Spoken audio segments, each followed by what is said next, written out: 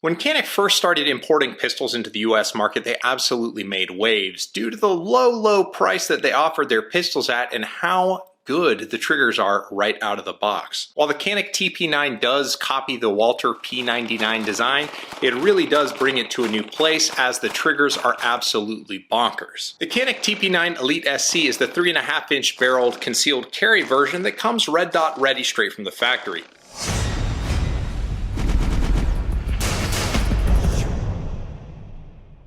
When Caniks originally hit the US market, they sold for about $300 new, which was an unheard of low price, and they were scoffed at as being kind of a budget pistol. But as they've been around for a while now, they've stood the test of time and have started elbowing their way into the big name brands that we're used to here in the States. And it's not easy to understand why the Caniks are so popular, because dollar for dollar, you absolutely don't get any more pistol from anybody else than you do from the Canik. As evidenced by the Elite SC, it is an optics-ready pistol with an amazing 4-pound striker pistol. It comes with 2 magazines, a 12 and a 15 round with a sleeve, as you see here. It comes with a holster and a proper box to keep it all in. And what's crazy about this is this pistol right now costs about $430. And I am by no means exaggerating when I tell you that this has possibly the best trigger in the striker segment. Not just the $400 pistol striker segment, but just period. The striker trigger that comes on these Caniks is nuts. So as noted by the SC in the gun's name, this is the subcompact grip. If it didn't have the pinky extension on the gun, I would only have a 2-finger grip on the pistol, but as they got sensible, they offered a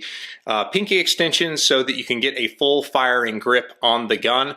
And the gun is absolutely about as small as you can make a fighting gun and have it still be very capable without compromising things like grip. Since the barrel length is 3.5 inches, it does give you a very usable sight radius that's pretty close to the 4-inch mark that most of the self-defense loads are kind of optimized around. So you're not giving up that much velocity. You're likely to get all of the performance from your hollow point ammunition. The way that they put their slide cut in, this is one of the spacer type slide cuts. There's a pocket that's milled into the slide. There is a plastic plate that goes down into that pocket, and then you thread the optic through the optic body, through the spacer into the slide. So this is a Swamp Fox Sentinel M that's riding on top of the Canik, and it is threaded basically directly into the slide. The fit of the spacer to the pocket is very tight.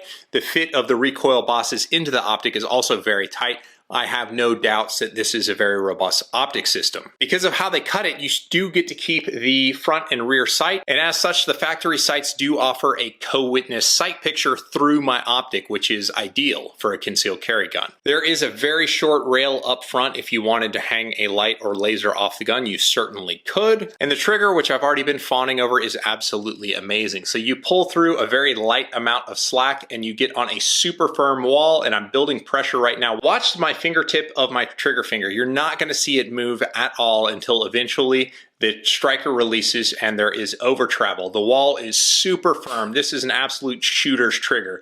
The over travel is very minimal, and the reset, watch this or you'll miss it, very short, very positive, and it has an audible click on the reset. This is the best striker trigger that people are putting in guns. Canik has figured it out. The grip itself is a polymer grip with some knobby front texture and back texture and just kind of these laser etching on the side. Side panels aren't particularly grippy, neither is the front or the back, and on a gun this small you are going to basically have your support hand land on the fingers of your firing hand, but that's fine for a concealed carry gun. The controls are adaptable to fit left-handed people. You'll notice, lefties, that there already is a slide release right here on the pistol, and the magazine release is swappable to the opposite side. And because the gun has a red dot equipped option, the gun is an absolute laser beam. When I first put an optic on the gun and tested zero with a 5-shot group, all of the shots were touching at about 12 yards.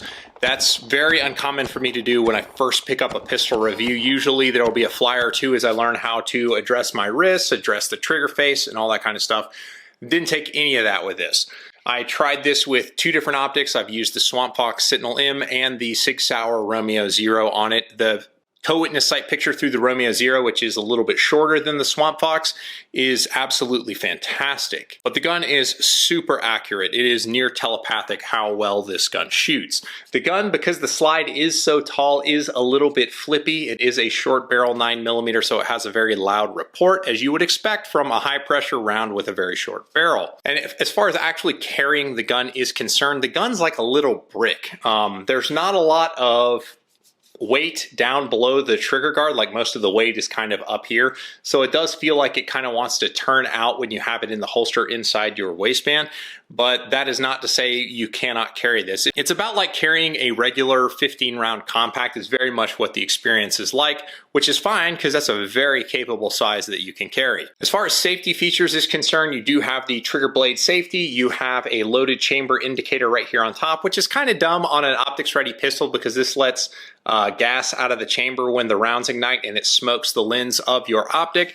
Not my favorite feature. I wish they would move the loaded chamber indicator to the side of the gun. And it has a striker position indicator at the back. When you can see the little red bead, you know that your gun is hot and ready to fire. And the final shortcoming of this pistol is if you notice the rear of the grip kind of comes to a point as it's scalloped on either side, that kind of creates a hot spot when you're shooting. A long day at the range, you may notice right there on your palm, wherever this little thing lands, it puts a lot of force right there.